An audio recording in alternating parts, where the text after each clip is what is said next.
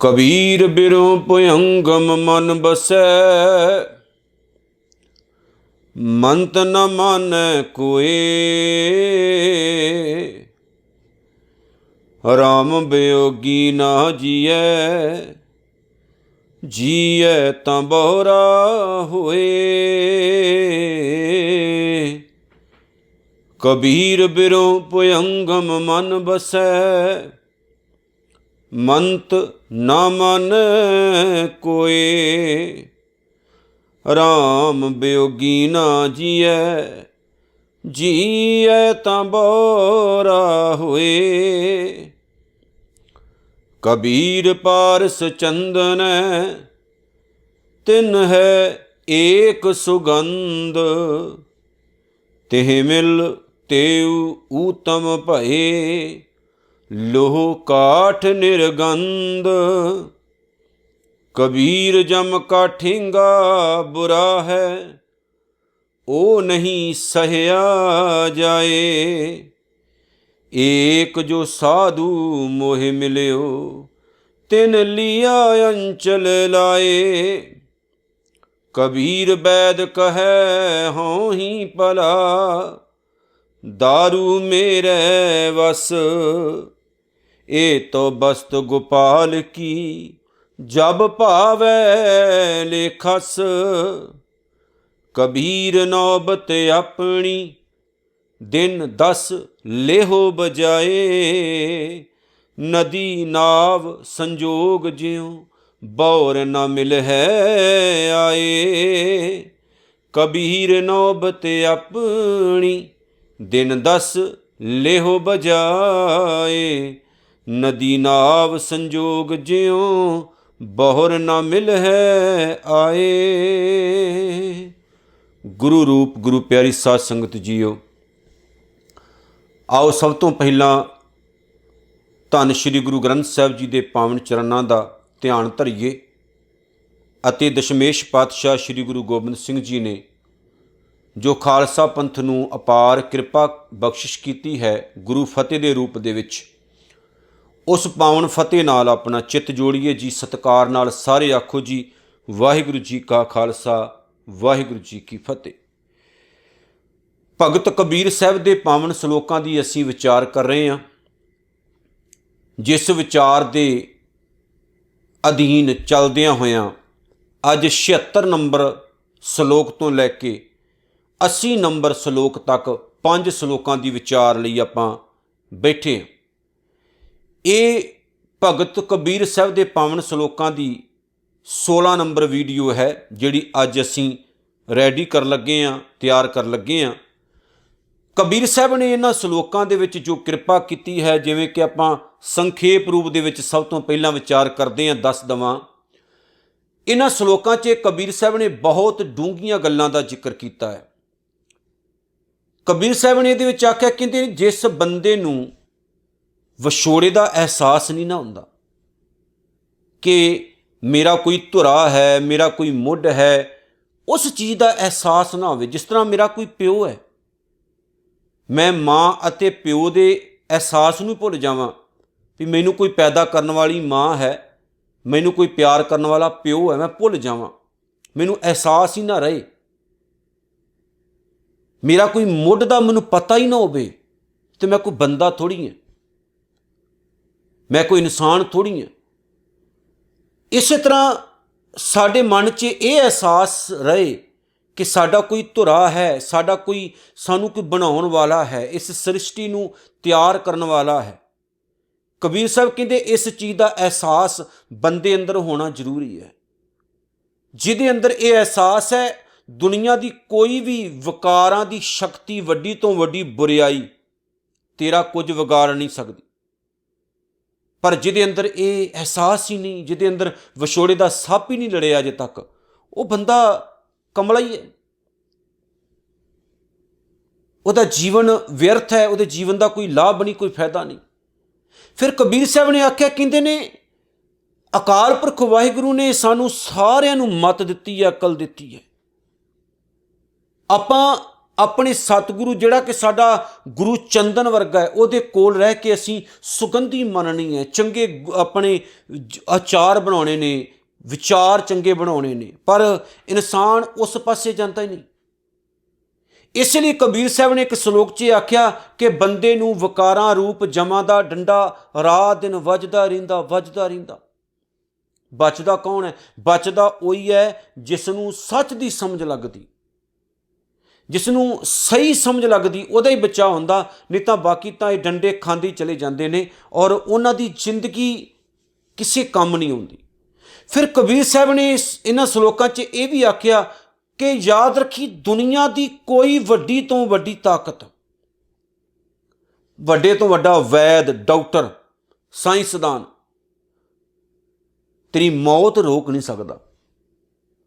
ਮਰਨਾ ਯਕੀਨੀ ਹੈ। ਜੇ ਆਪਾਂ ਇਸ ਸੰਸਾਰ ਵਿੱਚ ਆਏ ਹਾਂ ਤੇ ਆਪਾਂ ਜਾਣਾ ਹੈ। ਜਿੰਨੀਆਂ ਮਰਜ਼ੀ ਕਬੀਰ ਸਾਹਿਬ ਕਹਿੰਦੇ ਮੌਜਾਂ ਕਰ ਲੈ, ਇਹ ਸੋਚ ਕੇ ਚੱਲੀ ਕਿ 10 ਕੁ ਦਿਨਾਂ ਦੀ ਜ਼ਿੰਦਗੀ ਹੈ ਤੇਰੀ। ਇਹ 10 ਦਿਨਾਂ ਦੀ ਜ਼ਿੰਦਗੀ ਇੱਕ ਐਗਜ਼ੈਂਪਲ ਹੈ ਕਿ 10 ਕੁ ਦਿਨਾਂ ਦੀ, ਭਾਵ ਥੋੜ੍ਹੇ ਕੁ ਸਮੇਂ ਲਈ ਇਸ ਦੁਨੀਆ 'ਚ ਤੂੰ ਆਇਆ, ਕਰ ਲੈ ਮੌਜਾਂ।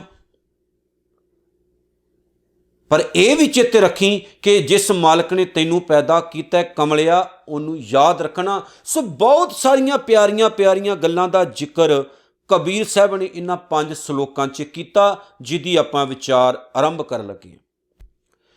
76 ਨੰਬਰ 76 ਜਿਹੜਾ ਸ਼ਲੋਕ ਹੈ, 76 ਨੰਬਰ ਸ਼ਲੋਕ, ਜਿਹਦੇ 'ਚ ਕਬੀਰ ਸਾਹਿਬ ਨੇ ਕਮਾਲ ਕੀਤੀ। ਕਹਿੰਦੇ ਕਬੀਰ ਬਿਰੋਂ ਭਯੰਗਮ ਮਨ ਬਸੈ। ਬਿਰਹੋਂ ਦਾ ਮਤਲਬ ਹੈ ਵਿਛੋੜਾ, ਵਿਛੋੜੇ ਦਾ ਦਰਦ।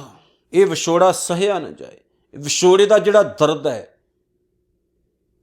ਇਹ ਜੇਕਰ ਆਵੇ ਨਾ ਕਿਸੇ ਇਨਸਾਨ ਨੂੰ। ਭਯੰਗਮ, ਭਯੰਗਮ ਦਾ ਅਖਰੀ ਅਰਥ ਹੁੰਦਾ ਸੱਪ। ਮਨ ਬਸੈ, ਮਨ ਵਿੱਚ ਵਸ ਜਾਏ।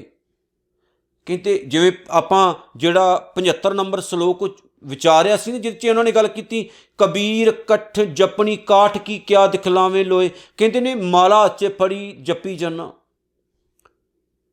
ਕਹਿੰਦੇ ਕੀ ਫਾਇਦਾ ਹੋਣਾ ਇਹਦਾ, ਤੇਰੀਆਂ ਮਾਲਾ ਜਪਣ ਦਾ, ਜੇਕਰ ਤੇਰੇ ਮਨ ਵਿੱਚ ਇਹ ਬੰਦਿਆ ਗੁਰੂ ਦੀ ਸ਼ਰਨ ਵਿੱਚ ਪੈ ਕੇ ਵਿਛੋੜੇ ਦਾ ਸੱਪ ਨਹੀਂ ਵਸਿਆ, ਤੈਨੂੰ ਸੱਪ ਨਹੀਂ ਲੜਿਆ ਅਜੇ ਤੱਕ ਵਿਛੋੜੇ ਦਾ, ਤੈਨੂੰ ਅਹਿਸਾਸ ਨਹੀਂ ਹੋਇਆ ਵੀ ਤੂੰ ਆਪਣੇ ਧੁਰੇ ਤੋਂ, ਆਪਣੇ ਮੂਲ ਤੋਂ ਟੁੱਟਾ ਹੋਇਆ, ਆਪਣੇ ਧੁਰੇ ਤੋਂ ਟੁੱਟ ਗਿਆ, ਆਪਣੇ ਮੂਲ ਤੋਂ ਟੁੱਟ ਗਿਆ। ਅੱਜ ਦੇ ਸਿੱਖ ਨੂੰ ਮੈਂ ਗੱਲ ਕਹਿਣਾ, ਸਿੱਖਾ, ਜਦੋਂ ਤੂੰ ਨਾਈ ਦੇ ਸਾਹਮਣੇ ਜਾ ਕੇ ਬਹਿਣਾ ਤੇ ਤੈਨੂੰ ਅਹਿਸਾਸ ਹੋਵੇ ਤੂੰ ਧੁਰੇ ਤੋਂ ਟੁੱਟ ਗਿਆ ਕਮਲਿਆ, ਤੂੰ ਆਪਣੇ ਗੁਰੂ ਤੋਂ ਵਿਛੜ ਗਿਆ, ਤੈਨੂੰ ਅਹਿਸਾਸ ਹੋਣਾ ਚਾਹੀਦਾ।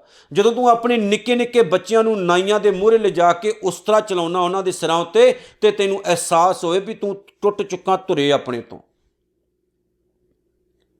ਜਦੋਂ ਤੂੰ ਗਲਤ ਕੰਮਾਂ ਵਿੱਚ ਪੈ ਕੇ ਆਪਣੀ ਦਸਤਾਰ ਨੂੰ ਲਾਜ ਲਗਾਉਣਾ, ਤੇ ਸਮਝ ਜਾਵੀਂ ਤੂੰ ਆਪਣਾ ਧੁਰਾ ਛੱਡ ਚੁੱਕਾ, ਤੂੰ ਆਪਣੇ ਧੁਰੇ ਨਾਲ ਕਨੈਕਟ ਨਹੀਂ, ਜੁੜਿਆ ਨਹੀਂ ਅਜੇ। ਕਬੀਰ ਸਾਹਿਬ ਨੇ ਆਖਿਆ, ਕਹਿੰਦੇ ਜਦੋਂ ਕਿਸੇ ਇਨਸਾਨ ਦੇ ਮਨ ਵਿੱਚ ਜਿੰਨੇ ਮਰਜ਼ੀ ਕੋਈ ਬੰਦਾ ਧਾਰਮਿਕ ਪਖੰਡ ਕਰ ਲਵੇ, ਜੇ ਉਹਨੂੰ ਇਹ ਅਹਿਸਾਸ ਨਾ ਹੋਵੇ, ਉਹਨੂੰ ਸੱਪ ਨਾ ਲੜੇ ਵਿਛੋੜੇ ਦਾ ਵੀ ਮੈਂ ਟੁੱਟਾਂ ਕਿਸੇ ਤੋਂ, ਮੈਂ ਵਾਪਸ ਜੁੜਨਾ, ਤੇ ਕਬੀਰ ਸਾਹਿਬ ਕਹਿੰਦੇ ਉਹਦੀ ਜ਼ਿੰਦਗੀ ਕਮਲੇ ਦੀ ਨਿਫਲ ਹੈ, ਅਸਫਲ ਹੈ, ਸਫਲ ਨਹੀਂ। ਪਰ ਜਿਹੜਾ ਜੁੜਿਆ ਉਹਦੇ ਉੱਤੇ ਮੰਤ ਨਾ ਮਨ ਹੈ ਕੋਈ, ਉਹਦੇ ਉੱਤੇ ਦੁਨੀਆ ਦੀ ਕੋਈ ਵੀ ਭੈੜੀ ਤੋਂ ਭੈੜੀ ਵਿਕਾਰਾਂ ਦੀ ਮਾਰ ਨਹੀਂ ਪੈ ਸਕਦੀ। ਉਹ ਪੁੱਠੇ ਰਸਤੇ, ਮਾੜੇ ਰਸਤੇ ਨਹੀਂ ਜਾਂਦਾ। ਆਪਾਂ ਕਹਿੰਦੇ ਜੀ ਆਪ ਨਹੀਂ ਕੀਤਾ ਜੀ, ਕਰਾ ਲਿਆ, ਕਿਸੇ ਨੇ ਕਰਾ ਲਿਆ ਸਾਥੋਂ, ਕੌਣ ਕਰਾ ਸਕਦਾ? ਜੇ ਆਪਾਂ ਪਹਿਲਾਂ ਹੀ ਉਸ ਵੱਡੇ ਨਾਲ, ਜਿਸ ਦਾ ਸਾਹਿਬ ਡਾਢਾ ਹੋਏ ਤੇ ਉਸਨੂੰ ਮਾਰ ਨਾ ਸਕੇ ਕੋਈ, ਜਿਹਦਾ ਸਾਹਿਬ ਹੀ ਇੰਨਾ ਵੱਡਾ ਹੋਵੇ ਉਹਨੂੰ ਕੋਈ ਮਾਰ ਸਕਦਾ? ਜਿਵੇਂ ਇੱਕ ਜਗ੍ਹਾ ਤੇ ਪਵਨ ਬਾਣੀ ਵਿੱਚ ਆਇਆ, ਕਹਿੰਦੇ ਨੇ ਤਪ ਕਰਤੇ ਤਪੱਸੀ ਭੁਲਾਏ, ਪੰਡਤ ਮੋਹੇ ਲੋਭ ਸੁਭਾਏ, ਤ੍ਰੈ ਗੁਣ ਮੋਹੇ ਮੋਇਆ ਆਕਾਸ਼, ਹਮ ਸਤਿਗੁਰ ਰਾਖੇ ਦੇ ਕਰ ਹਾਥ। ਵਿਕਾਰਾਂ ਦੀ ਵੱਡੀ ਤੋਂ ਵੱਡੀ ਤਾਕਤ, ਬੁਰਾਈ ਦੁਨੀਆ ਦੀ ਕੋਈ ਵੀ, ਆਪਾਂ ਕਿਤੇ ਕਾਲਾ ਇਲਮ ਕਰਤਾ ਜੀ, ਕਿਸੇ ਨੇ ਜਾਦੂ ਕਰਤਾ ਜੀ, ਕਿਸੇ ਨੇ ਟੂਣਾ ਕਰਤਾ ਸੀ, ਇਹਨਾਂ ਚੀਜ਼ਾਂ ਦਾ ਕੋਈ ਮਾਇਨਾ ਨਹੀਂ ਹੈ। ਸਾਡੇ ਤੇ ਅੱਜ ਤੱਕ ਨਹੀਂ ਹੋਇਆ, ਸਾਡੇ ਤੇ ਅਜੇ ਤੱਕ ਕੁਝ ਨਹੀਂ ਹੋਇਆ। ਨਾ ਇਹਨਾਂ ਚੀਜ਼ਾਂ ਦਾ ਕੋਈ ਮਾਇਨਾ, ਨਾ ਕੋਈ ਮਤਲਬ ਹੈ। ਅਸੀਂ ਆਪਣੇ ਅੰਦਰੋਂ ਹੀ ਕਮਜ਼ੋਰ ਹੋ ਚੁੱਕੇ ਹਾਂ, ਅਸੀਂ ਆਪਣੇ ਅੰਦਰੋਂ ਹੀ ਖੋਖਲੇ ਹੋ ਗਏ ਹਾਂ। ਇਸ ਲਈ ਸਾਨੂੰ ਇਹਨਾਂ ਛੋਟੀਆਂ ਛੋਟੀਆਂ ਚੀਜ਼ਾਂ ਦਾ ਡਰ ਬੜਾ ਲੱਗਦਾ। ਇਸ ਲਈ ਲੱਤਾਂ ਤੋਂ ਲੈ ਕੇ ਹੱਥਾਂ ਤੱਕ ਤੇ ਗਲੇ ਤੱਕ ਅਸੀਂ ਨਿਆਣਿਆਂ ਦੇ ਵੀ ਧਾਗੇ ਬੰਨੇ ਹੁੰਦੇ, ਆਪ ਹੀ ਧਾਗੇ ਪਾਈ ਫਿਰਦੇ ਹੁੰਦੇ, ਤਵੀਤ ਪਾਈ ਫਿਰਦੇ ਨੇ, ਕਮਲੇ ਤੇ ਅਸੀਂ ਆਪ ਹੀ ਬਣੇ ਫਿਰਦੇ ਹਾਂ। ਕਬੀਰ ਸਾਹਿਬ ਕਹਿੰਦੇ ਜਦੋਂ ਵਿਛੋੜੇ ਦਾ ਸੱਪ ਲੜ ਗਿਆ ਨਾ, ਸਮਝ ਲੱਗ ਗਈ ਮੇਰਾ ਕੋਈ ਮੂਲ ਹੈ, ਮੇਰਾ ਕੋਈ ਮੁੱਢ ਹੈ ਜਿੱਥੋਂ ਮੈਂ ਵਿਛੜਿਆ।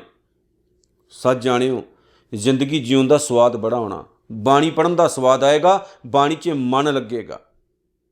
ਫਿਰ ਕੋਈ ਵੀ ਮੰਤਰ ਨਾ ਮੰਨਣਾ, ਕੋਈ ਕਿਸੇ ਦਾ ਮੰਤਰ ਨਹੀਂ ਤੁਹਾਡੇ 'ਤੇ ਚੱਲਣ ਲੱਗਾ, ਕੋਈ ਵਿਕਾਰਾਂ ਦਾ ਮੰਤਰ, ਬੁਰਿਆਈ ਦਾ ਮੰਤਰ ਕੋਈ ਨਹੀਂ ਚੱਲਣ ਲੱਗਾ। ਆ ਜਾਦੂ ਟੋਣੇ, ਕਾਲਾ ਇਲਮ ਐਲਾ ਵਗੈਰਾ, ਇਹਨਾਂ ਚੱਕਰਾਂ 'ਚੋਂ ਨਿਕਲੋ ਬਾਹਰ। ਆ ਜਿਹੜੀਆਂ ਐਡਾ ਉਡਾ ਦੇਣ ਵਾਲੇ ਸਭ ਕਮਾਈ ਕਰ ਰਹੇ ਹੈ, ਇਹਨਾਂ ਦੇ ਆਪਣੇ ਘਰਾਂ ਦਾ ਕਲੇਸ਼ ਨਹੀਂ ਮੁੱਕਦਾ। ਕਿਹੜੇ ਚੱਕਰਾਂ 'ਚ ਪਏ? ਜਿਹਦੀ ਘਰ ਆਪਣੀ ਔਲਾਦ ਨਹੀਂ, ਉਹ ਮੁੰਡੇ ਵੰਡਣ ਤੁਰਿਆ ਆ। ਜਿਹਦੇ ਘਰ 'ਚ ਆਪਣਾ ਕਲੇਸ਼ ਨਹੀਂ ਮੁੱਕਦਾ, ਉਹ YouTube ਦੇ ਉੱਤੇ ਸ਼ਬਦ ਲਿਖ ਲਿਖ ਕੇ ਪਾ ਰਿਹਾ, ਘਰ ਦਾ ਕਲੇਸ਼ ਖਤਮ ਹੋ ਜਾਏਗਾ, ਇਹ ਸ਼ਬਦ ਸੁਣੋ। ਉਹ ਤੇਰੇ ਆਪਣੇ ਘਰ ਦਾ ਤੇ ਖਤਮ ਨਹੀਂ ਹੋਇਆ, ਰਾਤ ਦਿਨ ਆਪਣੀ ਘਰ ਵਾਲੀ ਨਾਲ ਲੜਦਾ ਫਿਰਦਾ। ਮੈਂ ਕਈਆਂ ਨੂੰ ਪਰਸਨਲ ਤੌਰ 'ਤੇ ਜਾਣਦਾ, ਪਰਸਨਲ ਚੈਨਲ ਬਣਾਏ YouTube ਦੇ। ਗੁਰਬਾਣੀ ਦੇ ਦਰਬਾਰ ਸਾਹਿਬ ਦੇ ਕੁਝ ਰਾਗੀਆਂ ਜਾਂ ਹੋਰ ਰਾਗੀਆਂ ਤੋਂ ਪੱਕੇ ਹੀ ਸ਼ਬਦ ਜਿਹੜੇ ਨੇ 8-10 ਗਾਇਨ ਕਰਾਏ ਆ ਪੈਸੇ ਦੇ ਕੇ ਵਿਚਾਰਿਆਂ ਦੇ ਕੋਲੋਂ, ਅਤੇ ਉਹਨਾਂ ਸ਼ਬਦਾਂ ਨੂੰ ਬਾਰ-ਬਾਰ ਬਦਲ ਕੇ ਲਾਈ ਜਾਂਦੇ। ਘਰ ਦਾ ਕਲੇਸ਼ ਖਤਮ, ਬਿਮਾਰੀਆਂ ਨਹੀਂ ਲੱਗਣਗੀਆਂ। ਆਪ ਗਲੂਕੋਜ਼ ਲਵਾ ਰਹੇ ਹੁੰਦੇ,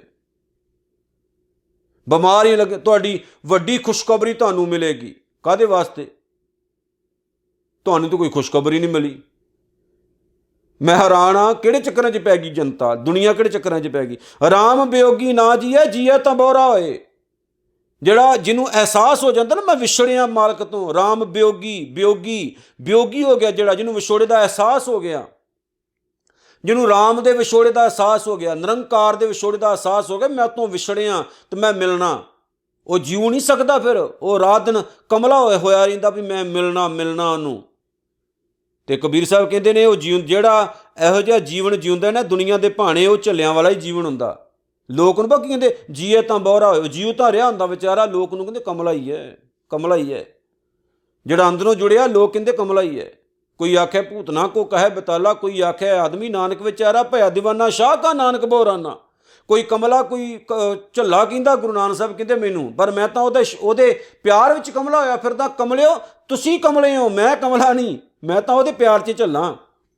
ਤਾਂ ਬੁੱਲੇ ਸ਼ਾਹ ਨੂੰ ਵੀ ਲੋਕ ਕਹਿੰਦੇ ਸੀ ਸ਼ੁਦਾਈ ਹੋਇਆ ਫਿਰਦਾ। ਬੁੱਲੇ ਨੇ ਕਿਹਾ ਵੀ ਮੇਰੇ ਨਾਲੋਂ ਤਾਂ ਕਮਲੇ ਚੁੱਲ੍ਹਾ ਵੀ ਚੰਗਾ ਜਿਹੜਾ ਜਿਸ ਪਰ ਤਾਮ ਪਕਾਈਦਾ, ਤੁਹਾਡੇ ਨਾਲੋਂ ਤਾਂ ਜਾਨਵਰ ਚੰਗੇ ਹੈ, ਤੁਹਾਡੇ ਨਾਲੋਂ ਜਾਨਵਰ ਚੰਗੇ ਹੈ। ਮੈਂ ਤਾਂ ਉਹਦੇ ਚਰਨੀ ਜੁੜਿਆ ਆ। ਸੋ ਮਾਲਕ ਦੇ ਚਰਨੀ ਜੁੜਨਾ ਸਭ ਤੋਂ ਵੱਡੀ ਦੇਣ ਹੈ ਜੀਵਨ ਦੀ। ਜੇ ਆਪਾਂ ਜੁੜ ਗਏ, ਆਤਮਕ ਆਨੰਦ ਮਿਲੇਗਾ, ਜ਼ਿੰਦਗੀ ਸੌਖੀ ਹੋ ਜਾਏਗੀ। ਕਬੀਰ ਪਾਰਸ ਚੰਦਨੈ ਤਿਨ ਹੈ ਏਕ ਸੁਗੰਧ, 77 ਨੰਬਰ ਸ਼ਲੋਕ 'ਚ ਕਹਿੰਦੇ ਪਾਰਸ ਅਤੇ ਚੰਦਨ, ਇਹਨਾਂ ਵਿੱਚ ਇੱਕ ਗੁਣ ਹੈ। ਕਿਹੜਾ? ਸੁਣਿਓ ਧਿਆਨ ਨਾਲ। ਕਹਿੰਦੇ ਤੇ ਮਿਲ ਤੇਉ ਊਤਮ ਭਏ ਲੋਹ ਕਾਠ ਨਿਰਗੰਧ। ਪਾਰਸ ਜਿਹੜਾ ਹੁੰਦਾ, ਉਹਦੇ ਨਾਲ ਲੋਹਾ ਛੁਆ ਦਿੱਤਾ ਜਾਏ ਤੇ ਕਹਿੰਦੇ ਲੋਹਾ ਸੋਨਾ ਬਣ ਜਾਂਦਾ। ਪਾਰਸ, ਉਹਦੇ ਨਾਲ ਲੋਹਾ ਛੁਆ ਦਿੱਤਾ ਜਾਏ। ਮੇਰੇ ਖਿਆਲ 'ਚ ਪਾਰਸ ਕੋਈ ਐਸੀ ਇੱਕ ਰਸਾਇਣਕ ਧਾਤ ਹੋਣੀ ਹੈ ਜਿਹੜੀ ਪੁਰਾਣੇ ਸਮੇਂ 'ਚ ਤਿਆਰ ਕੀਤੀ ਹੋਏਗੀ ਕਿ ਲੋਹੇ ਨੂੰ ਸੋਨਾ ਕਿੱਦਾਂ ਬਣਾਇਆ ਜਾਏ। ਉਸ ਚੀਜ਼ ਦਾ ਨਾਮ ਸਦੀਆਂ ਤੋਂ ਪਾਰਸ ਚੱਲਿਆ ਆ ਰਿਹਾ। ਗੁਰਬਾਣੀ 'ਚ ਗੁਰੂ ਨੂੰ ਵੀ ਪਾਰਸ ਆਖਿਆ ਗਿਆ। ਤੁਮ ਪਾਰਸ ਹਮ ਲੋ, ਤੁਸੀਂ ਪਾਰਸ ਹੋ, ਅਸੀਂ ਲੋਹਾ। ਮਿਲ ਕੰਚਨ ਹੋਇਆ ਰਾਮ, ਅਸੀਂ ਤੇਰੇ ਨਾਲ ਮਿਲ ਕੇ ਹੀ ਸੋਹਣੇ ਹੋ ਸਕਦੇ ਹਾਂ। ਗੁਰੂ ਨੂੰ ਪਾਰਸ ਵੀ ਆਖਿਆ। ਫਿਰ ਇੱਥੇ ਆਖਿਆ ਕਹਿੰਦੇ ਪਾਰਸ ਅਤੇ ਚੰਦਨ। ਚੰਦਨ ਇੱਕ ਦਰਖਤ ਹੈ ਜਿਹਦੀ ਸੁਗੰਧੀ ਬਹੁਤ ਹੁੰਦੀ, ਬਹੁਤ ਮਹਿੰਗੀ ਲੱਕੜ ਹੁੰਦੀ ਇਹਦੀ। ਕਬੀਰ ਸਾਹਿਬ ਕਹਿੰਦੇ ਤੇਹ ਮਿਲ ਤੇਉ ਊਤਮ ਭਏ ਲੋਹ ਕਾਠ ਨਿਰਗੰਧ। ਪਾਰਸ ਨਾਲ ਲੋਹਾ ਛੁਆ ਦਿੱਤਾ ਜਾਏ ਤਾਂ ਉਹ ਸੋਨਾ ਬਣ ਜਾਂਦਾ। ਚੰਦਨ ਵਿੱਚ ਇੱਕ ਗੁਣ ਹੈ ਕਿ ਉਹਦੇ ਨੇੜੇ ਤੇੜੇ ਜਿਹੜੇ ਹੋਰ ਦਰਖਤ ਹੁੰਦੇ ਨੇ, ਵਾਂਸ ਦੇ ਦਰਖਤ ਨੂੰ ਛੱਡ ਕੇ ਹੋਰ ਨੇੜੇ ਤੇੜੇ ਜਿੰਨੇ ਵੀ ਦਰਖਤ ਹੁੰਦੇ ਨੇ, ਸਾਰਿਆਂ 'ਚ ਚੰਦਨ ਦੀ ਖੁਸ਼ਬੂ ਚਲੀ ਜਾਂਦੀ ਹੈ, ਵਾਂਸ ਦੇ ਦਰਖਤ ਵਿੱਚ ਨਹੀਂ ਜਾਂਦੀ। ਇੰਨਾ ਆਕੜ ਵਾਲਾ ਤੇ ਇੰਨਾ ਖੁਦਗਰਜ਼ ਉਹ ਦਰਖਤ ਮੰਨਿਆ ਜਾਂਦਾ। ਕਈ ਐਸੇ ਬੰਦੇ ਨੇ ਜਿਹੜੇ ਸਾਧ ਸੰਗਤ ਵਿੱਚ ਬਹਿ ਕੇ ਵੀ ਸੁਗੰਧੀ ਨਹੀਂ ਲੈ ਪਾਉਂਦੇ, ਸੰਗਤ ਵਿੱਚ ਆ ਕੇ ਵੀ ਉਹਨਾਂ ਨੂੰ ਕੋਈ ਸੁਗੰਧੀ ਨਹੀਂ ਮਿਲਦੀ, ਬਸ ਐਵੇਂ ਝਗੜਾ ਕਰਨ ਆਉਂਦੇ, ਝਗੜਾ ਕਰਕੇ ਚਲੇ ਜਾਂਦੇ ਨੇ। ਬਹੁਤ ਲੋਕ ਐਸੇ ਜਿਨ੍ਹਾਂ ਦੇ ਅੰਦਰ ਲਾਗ ਹੀ ਨਹੀਂ ਲੱਗਦੀ ਗੁਰਬਾਣੀ ਦੀ। ਸਤਿਗੁਰ ਕਹਿੰਦੇ ਨੇ ਲੋਹਾ ਅਤੇ ਸੁਗੰਧੀਹੀਨ ਲੱਕੜੀ ਇਹਨਾਂ ਨਾਲ ਛੋਹ ਕੇ ਉੱਤਮ ਬਣ ਜਾਂਦੀ ਹੈ। ਇਸੇ ਤਰ੍ਹਾਂ ਜਿਹੜਾ ਇਨਸਾਨ ਕਮਾਦਕ ਵਿਕਾਰਾਂ ਤੋਂ ਬਚਣਾ ਚਾਹੁੰਦਾ ਹੈ, ਉਹ ਗੁਰਬਾਣੀ ਰੂਪ ਚੰਦਨ ਅਤੇ ਗੁਰੂ ਰੂਪ ਪਾਰਸ ਨਾਲ ਜੁੜ ਕੇ ਰਹੇ। ਫਿਰ ਉਹਦੇ ਜੀਵਨ ਵਿੱਚ ਕਮੀਆਂ ਦੂਰ ਹੋ ਜਾਣਗੀਆਂ, ਉਹ ਲੋਹੇ ਤੋਂ ਸੋਨਾ ਬਣ ਜਾਏਗਾ ਤੇ ਉਹਦੇ ਜੀਵਨ ਵਿੱਚੋਂ ਬੁਰਾਈ ਦੀ ਬਦਬੂ ਖਤਮ ਹੋ ਜਾਏਗੀ ਤੇ ਚੰਦਨ ਵਰਗੀ ਸੁਗੰਧੀ ਆਉਣੀ ਸ਼ੁਰੂ ਹੋ ਜਾਏਗੀ। ਗੁਰੂ ਨੂੰ ਆਪਣੇ ਪਾਵਨ ਚਰਨਾਂ ਦੇ ਨਾਲ ਜੋੜ ਲਏਗਾ। ਗੁਰੂ ਵਿੱਚ ਇੰਨੀ ਪਾਵਰ ਸ਼ਕਤੀ ਹੈ। ਕਬੀਰ ਜਮ ਕਾ ਠੇਂਗਾ ਬੁਰਾ ਹੈ ਉਹ ਨਹੀਂ ਸਹਿਆ ਜਾਏ, ਇਹ 78 ਨੰਬਰ ਸ਼ਲੋਕ ਹੈ। ਕਬੀਰ ਸਾਹਿਬ ਕਹਿੰਦੇ ਨੇ ਆਪਾਂ ਜੇ ਉਹਦੇ ਤੋਂ ਟੁੱਟੇ ਹਾਂ, ਮਾਲਕ ਤੋਂ, ਗੁਰਬਾਣੀ ਤੋਂ, ਗੁਰੂ ਤੋਂ, ਤੇ ਵਿਕਾਰਾਂ ਦੇ ਵਸ ਵਿੱਚ ਪਏ ਹੋਏ ਆ, ਤੇ ਕਬੀਰ ਸਾਹਿਬ ਕਹਿੰਦੇ ਜਿਹੜਾ ਜਮ ਕਾ ਠੇਂਗਾ ਹੈ, ਜਮ ਦਾ ਜਿਹੜਾ ਡੰਡਾ ਹੈ, ਵਿਕਾਰ ਰੂਪ ਜਮ ਹੈ, ਉਹਨਾਂ ਦਾ ਜਿਹੜਾ ਡੰਡਾ ਹੈ ਉਹ ਰਾਤ ਦਿਨ ਟਕ ਟਕ ਟਕ ਪਈ ਜਾਂਦਾ। ਆਪਾਂ ਕੁੱਟ ਰਾਤ ਦਿਨ ਖਾਈ ਜਾਂਦੇ, ਸਵੇਰ ਤੋਂ ਲੈ ਕੇ ਸ਼ਾਮ ਤੱਕ, ਸੌਣ ਤੱਕ ਕੁੱਟ ਪਈ ਜਾਂਦੀ, ਰਾਤ ਨੂੰ ਸੁਪਨੇ ਵੀ ਇਹੋ ਜਿਹੇ ਆਉਂਦੇ। ਫਿਰ ਵਿਕਾਰਾਂ ਦੀ ਕੁੱਟ ਖਾਈ ਜਾਂਦੇ, ਖਾਈ ਜਾਂਦੇ, ਖਾਈ ਜਾਂਦੇ, ਬੁਰਾਈਆਂ ਦੀ ਕੁੱਟ ਖਾਈ ਜਾਂਦੇ। ਕਬੀਰ ਸਾਹਿਬ ਕਹਿੰਦੇ ਪਰ ਮੈਂ ਨਹੀਂ ਸਹਾਰਦਾ, ਇਹ ਸੱਟ ਬੜੀ ਭੈੜੀ ਮਾਰਦਾ, ਮੇਰੇ ਕੋਲ ਨਹੀਂ ਸਹਾਰ ਹੁੰਦਾ। ਮਤਲਬ ਕੀ ਕਿ ਮੈਨੂੰ ਲੋੜ ਹੀ ਨਹੀਂ ਸਹਾਰਨ ਦੀ,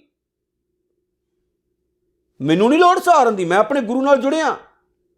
ਇਹ ਤਾਂ ਜਮ ਦਾ ਡੰਡਾ ਉਹੀ ਸਹਿੰਦੇ ਨੇ ਜਿਨ੍ਹਾਂ ਨੂੰ ਗੁਰੂ ਚੰਗਾ ਨਹੀਂ ਲੱਗਦਾ, ਨਾਲੇ ਕੁੱਟ ਖਾਈ ਜਾਂਦੇ, ਨਾਲੇ ਕੰਮ ਕਰੀ ਜਾਂਦੇ ਅਗਲੇ ਦੇ ਆਖੇ ਲੱਗ ਕੇ।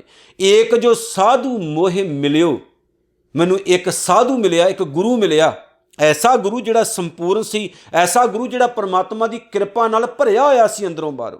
ਜਦੋਂ ਮੈਨੂੰ ਉਹਦੀ ਪ੍ਰਾਪਤੀ ਹੋਈ ਤੇ ਨੇ ਲੀਆ ਅੰਚਲ ਲਾਏ, ਮੈਨੂੰ ਉਹਨੇ ਆਪਣੇ ਪੱਲੇ ਲਾ ਲਿਆ, ਆਪਣੇ ਨਾਲ ਜੋੜ ਲਿਆ, ਚਰਨੀ ਲਾ ਲਿਆ। ਫਿਰ ਜਿਹਨੂੰ ਚਰਨੀ ਲਾ ਲਿਆ, ਵਕਾਰ ਵਕੂਰ ਕੀ, ਬੁਰਾਈਆਂ ਕੀ, ਉਹਦੇ ਚਰਨਾਂ ਦੀਆਂ ਦਾਸੀਆਂ ਹੋ ਜਾਂਦੀਆਂ ਨੇ। ਬੁਰਾਈਆਂ ਵੀ ਉਹਨੂੰ ਮਾਰਦੀਆਂ ਨੇ ਜਿਹੜਾ ਪਹਿਲਾਂ ਹੀ ਮਰਨ ਲਈ ਤਿਆਰ ਹੁੰਦਾ, ਪਹਿਲਾਂ ਹੀ ਮਰਨ ਲਈ ਤਿਆਰ ਹੁੰਦਾ। ਕਬੀਰ ਸਾਹਿਬ ਨੇ 79 ਨੰਬਰ ਸ਼ਲੋਕ 'ਚ ਕਿਹਾ, 79 'ਚ ਕਹਿੰਦੇ ਕਬੀਰ ਬੈਦ ਕਹਿ ਹਉ ਹੀ ਭਲਾ ਦਾਰੂ ਮੇਰੇ ਵਸ। ਕਬੀਰ ਕਹਿੰਦੇ ਬੁਰਾਈਆਂ ਦੀ ਮਾਰ ਝੱਲਦਾ ਝੱਲਦਾ ਬੰਦਾ ਬੁੱਢਾ ਹੋ ਜਾਂਦਾ, ਫਿਰ ਇਹ ਸੋਚਦਾ ਮੈਂ ਖੋਰੇ ਮਰਨਾ ਹੀ ਨਹੀਂ।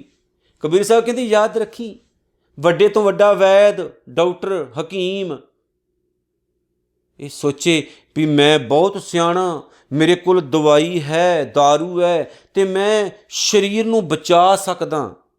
ਕਹਿੰਦੇ ਜਿੰਨੀ ਮਰਜ਼ੀ ਕੋਸ਼ਿਸ਼ ਕਰ ਲੈ, ਇਹ ਤਾਂ ਬਸਤ ਗੋਪਾਲ ਕੀ ਜਬ ਭਾਵੈ ਲਿਖਸ।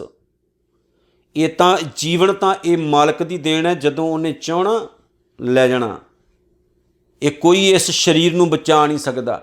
ਜਦੋਂ ਇਸ ਗੱਲ ਦਾ ਪਤਾ ਹੈ ਵੀ ਇਸ ਸਰੀਰ ਨੇ ਸਦਾ ਨਹੀਂ ਰਹਿਣਾ, ਇਸ ਦੁਨੀਆ ਵਿੱਚ ਆਪਾਂ ਸਦਾ ਨਹੀਂ ਬਹਿ ਰਹਿਣਾ, ਤੇ ਫਿਰ ਆਪਾਂ ਕਮਲਿਆਂ ਵਰਗਾ ਜੀਵਨ ਕਿਉਂ ਜਿਉਂਦੇ ਹਾਂ? ਫਿਰ ਕਿਉਂ ਪੁੱਠੀਆਂ ਕੰਮਾਂ 'ਚ ਪੈਂਦੇ ਹਾਂ, ਮਾੜਿਆਂ ਕੰਮਾਂ 'ਚ ਪੈਂਦੇ ਹਾਂ? ਫਿਰ ਕਿਉਂ ਨਹੀਂ ਆਪਾਂ ਗੁਰੂ ਦੀ ਗੱਲ ਮੰਨਦੇ? ਕਿਉਂ ਨਹੀਂ ਆਪਣੇ ਪਿਆਰੇ ਦੀ ਗੱਲ ਮੰਨ ਕੇ ਆਪਣੇ ਜੀਵਨ ਨੂੰ ਸੁਧਾਰਦੇ? ਕਿਉਂ ਅਸੀਂ ਮਾੜੇ ਪਾਸੇ ਜੁੜੇ ਹੋਏ, ਮਾੜੇ ਪਾਸੇ ਲੱਗੇ ਹੋਏ? ਕਬੀਰ ਸਾਹਿਬ ਨੇ ਜਿਹੜਾ 80 ਨੰਬਰ ਸ਼ਲੋਕ ਉਹ 'ਚ ਆਖਿਆ, ਕਬੀਰ ਨੌਬਤ ਆਪਣੀ ਦਿਨ ਦਸ ਲਿਓ ਬਜਾਏ। ਕਹਿੰਦੇ ਨੇ ਕਮਲਿਆ ਤੂੰ ਇਹ ਸੁਣਦਾ ਨਹੀਂ ਮੇਰੀ ਗੱਲ, ਜੋ ਮੈਂ ਕਹਿ ਰਿਹਾ, ਤੂੰ ਆਪਣੀ ਮਰਜ਼ੀ ਕਰ ਲੈ, ਵਜਾ ਲੈ 4-10 ਦਿਨ ਮੇਲਾ ਮੂਲਾ ਦੇਖ ਲੈ, ਨੌਬਤ ਆਪਣੀ ਆਪਣੀ ਭਾਵ ਮਨ ਮੌਜਾਂ ਕਰ ਲੈ, ਮਨ ਦੀਆਂ ਮਰਜ਼ੀਆਂ ਕਰ ਲੈ 10 ਦਿਨਾਂ ਲਈ। ਤੈਨੂੰ ਪਤਾ ਹੀ ਹੈ ਕੋਈ ਲੰਮਾ ਟਾਈਮ ਨਹੀਂ ਤੂੰ ਇਸ ਸੰਸਾਰ ਵਿੱਚ ਰਹਿਣ ਲੱਗਾ। ਕਰ ਲੈ ਮਨ ਦੀਆਂ ਮਰਜ਼ੀਆਂ, ਵਜਾ ਲੈ ਨਗਾਰੇ, ਵਜਾ ਲੈ ਢੋਲ ਢਮੱਕੇ, ਕਰ ਮਨ ਦੀਆਂ ਮੌਜਾਂ, ਲੈ ਲੁੱਟ ਨਜ਼ਾਰੇ, ਕਰ ਪੁੱਠੇ ਕੰਮ। ਕਿੰਨਾ ਕੁ ਚਿਰ ਕਰ ਲਏਗਾ? ਲੰਮਾ ਟਾਈਮ ਤੇ ਨਹੀਂ ਤੂੰ ਰਹਿਣ ਲੱਗਾ ਇਸ ਦੁਨੀਆ 'ਚ। ਕਬੀਰ ਸਾਹਿਬ ਕਹਿੰਦੇ ਨਦੀ ਨਾਵ ਸੰਜੋਗ ਜਿਉਂ, ਨਦੀ ਤੇ ਨਾਵ, ਨਾਵ ਦਾ ਮਤਲਬ ਬੇੜੀ। ਕਹਿੰਦੇ ਨਦੀ 'ਚੋਂ ਪਾਰ ਲੰਘਣਾ ਹੋਵੇ ਤੇ ਜਿਸ ਬੇੜੀ 'ਚ ਬੈਠੇ ਹੁੰਦੇ ਨਾ ਆਪਾਂ ਸਾਰੇ ਲੋਕ, ਕਹਿੰਦੇ ਜਿਸ ਤਰ੍ਹਾਂ ਉਹ ਦੁਬਾਰਾ ਇਕੱਠੇ ਨਹੀਂ ਨਾ ਹੁੰਦੇ, ਆਪੋ ਆਪਣੇ ਘਰਾਂ ਨੂੰ ਚਲੇ ਜਾਂਦੇ ਹੈ।